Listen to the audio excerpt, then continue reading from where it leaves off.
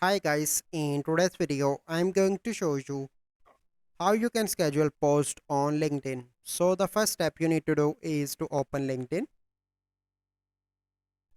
So once you open LinkedIn, you simply need to click on post in the bottom and share your thoughts. So today I'm going to open my new business in New York, for example. Okay, and then you need to click on this watch icon, and here you can select the date. So I'm going to post on 27 June. Okay, you can select the time. So I want 6 p.m.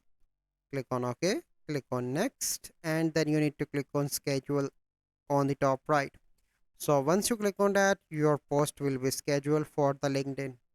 So this is the process that you need to follow to schedule post on LinkedIn. So I hope you find this video helpful. If you find this video helpful, must like this video, subscribe to our YouTube channel for future videos. We'll see you in the next video. Thank you. Have a good day.